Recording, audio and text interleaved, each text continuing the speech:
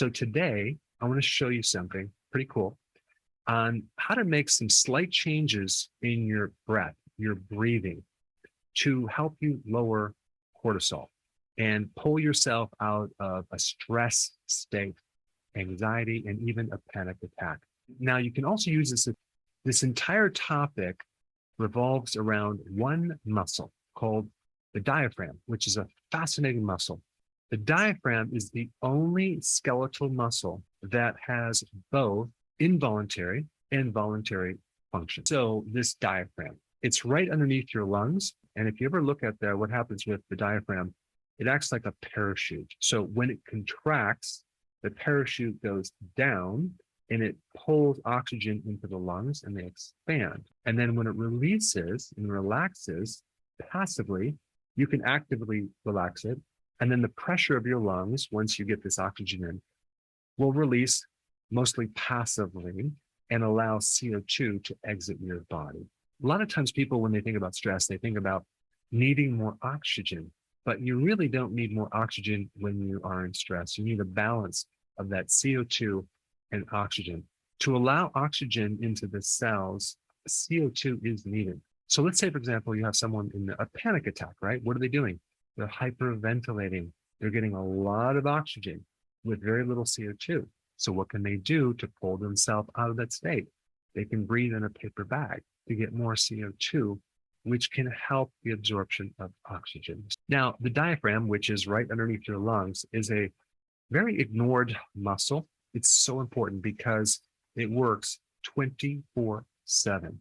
It can't take a break. It works constantly to deliver oxygen to the body and get rid of the CO2 to balance that state. And so it has to work when you exercise, when you're sleeping. It has to work constantly. By the way, when you do exercise and you push yourself, you might feel like side pain on the side of your rib cage. That is the diaphragm cramping. Hiccups are related to a diaphragm problem. This is why, for example, hiccups are triggered by stress.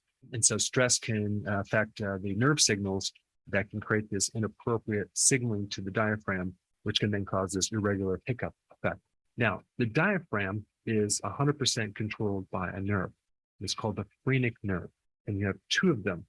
The one on the right side, though, does also innervate the gallbladder and the outside of your liver, the liver capsule. Now, you can have gallbladder problems, you can have gallstones, you can have bile sludge, you can be a diabetic and have this condition called diabetic neuropathy, which affects the phrenic nerve. And relating to the gallbladder, the antidote, the real simple solution is to take something called TUDCA to help you thin the bile, and that gets rid of that referred pain pretty quick. Okay, another condition that can affect this nerve is a hernia. There's a weakness within the collagen tissue that separates and it's bulging up into the stomach area.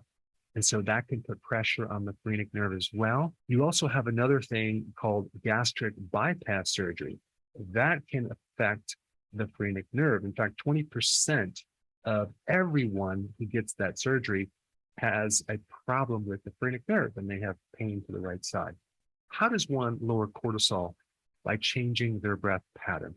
What you do is you actively take over this automatic system. And so you start putting control in and start regulating the pattern of breathing. It's usually going to be like this. It's a short exhalation. The inhalation is going to be longer than the exhalation. So the simple solution is just to balance out your breathing. So the first thing I'm going to recommend, and you can use this throughout the day, like just do it 5 minutes before you go to bed. Do it 5 minutes through the day. You know, if you're stressed, you want to breathe through the nose, okay? And you want to breathe in for 4 seconds, okay? And you want to breathe out for 4 seconds. Just balance your breathing.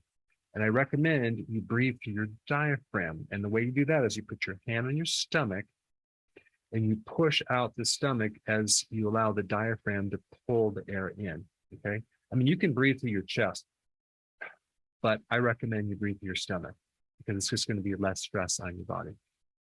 So let me demonstrate.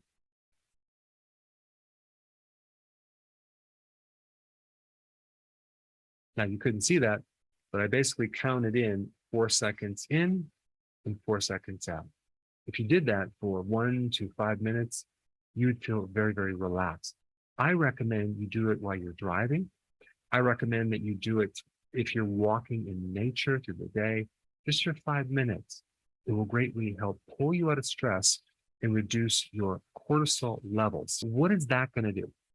It's going to stimulate a part of the nervous system called the parasympathetic nervous system. And that is a system that reduces adrenaline. It helps reduce cortisol.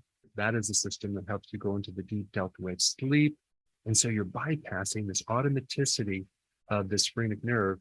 And you yourself are now in the driver's seat. And you're switching from the sympathetic mode to the parasympathetic mode. So in one of the studies, there was a significant decrease in cortisol levels after 45 minutes of using these breathing exercises.